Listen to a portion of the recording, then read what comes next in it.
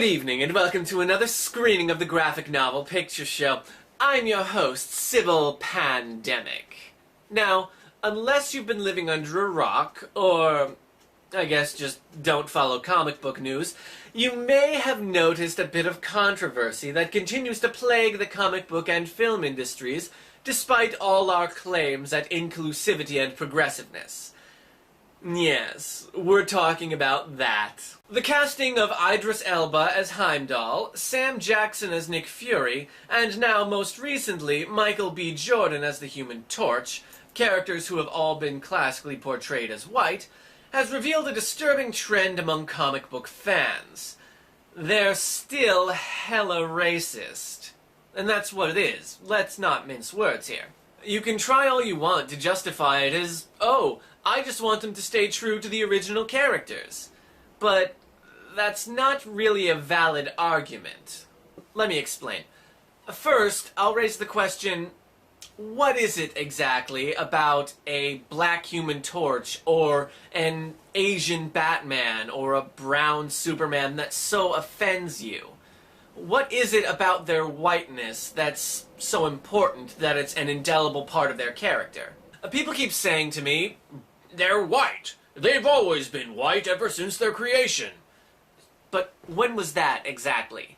Superman, 1938, Batman, 1939, and the Fantastic Four, 1961. The point being that these characters were all created during a time where the idea of a colored person in any sort of leading role was absolutely unheard of. You'd have assholes lined up around the block to tell you exactly how you're ruining the youth of this country by daring to propose the idea that maybe everything doesn't always have to be about white people. Up to this point, the only acceptable use of people of color in media was either the noble savage, the scheming villain, notable exception being Charlie Chan, but the character still had to be played by a white guy, and the goofy sidekick. The most notable of which, as far as the comics are concerned, being Ebony White, the Spirit's cab driver, and Whitewash Jones of the Young Allies. Look at it. Look at it! Johnny Storm isn't white because anyone thought that it best suited the character. No one made a conscious decision to make the Human Torch white.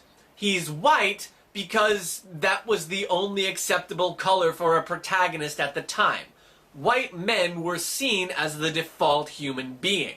The entertainment industry has this tendency to whitewash everything, downplaying the presence of people of color while idolizing the cis heterosexual white man. People of color rarely show up in mainstream entertainment unless the property in question is specifically about being a minority. And even when it's not, no one goes to see it because, oh dear, that there's a black people movie, which is an inherently toxic and socially destructive mindset. A black man playing the Human Torch and a white man playing Black Panther are not even remotely the same thing. That is a false equivalence perpetuated by dumb white people who want an excuse to feel victimized. Much in the same way as people who believe that heterophobia and cisphobia are real things. First of all, the idea of a white Black Panther doesn't make any sense in context. The sheer number of changes that you would have to make in order for it to work would leave the character so completely unrecognizable that why would you even bother at that point? Chief among them being, the white king of an African country raises a few unfortunate implications, so that's all gotta go. But maybe you want to keep the African angle, so you go with a country that's a little less fictional and a bit more accessible, i.e. less threatening to white people. Like Egypt. And if we're discounting the royal lineage background, which would have explained his costume, motives, and training, we need a whole new origin explaining why and how this new Black Panther does his superheroing. Maybe, I don't know, the Egyptian gods gave him magic powers. Sure, you'll piss off some Christian groups, but let's be honest, the Christian groups in this country are such fucking babies that they'll get upset no matter what you do. Oh, and we can't exactly have our white American, because of course he has to be American, Black Panther be called T'Challa. We'll have to change his name to something a little more Anglican. Like Mark. Mark Spector. You get it? Because ghosts are white, and our hero is white. See? It's all just linking together. That's called symbolism. And at this point, we might as well just stop calling him Black Panther altogether and start calling him Moon Knight, because that's the character I just described. You see, the difference between black superheroes and white heroes is the fact that the black characters of the 60s and 70s were written with their race in mind. They're not like Batman, who was white because he had to be because it was the 30s, and there isn't really anything else about his character that informs the color of his skin. The Falcons, Luke Cage's, and Black Panther's backgrounds, histories, and origins are very much tied into their race.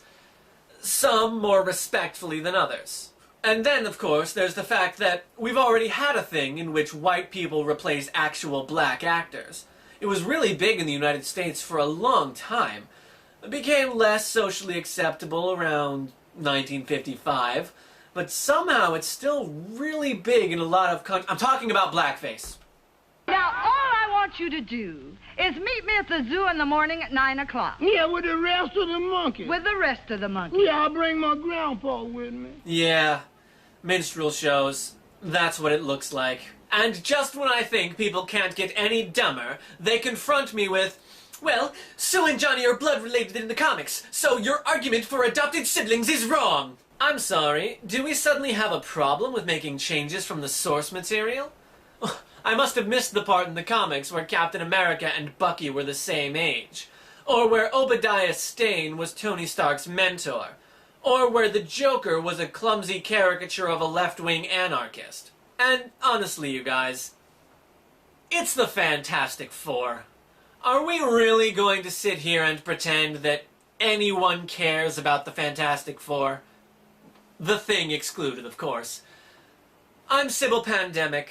And sometimes it's not the comics that are a drag. It's the fans.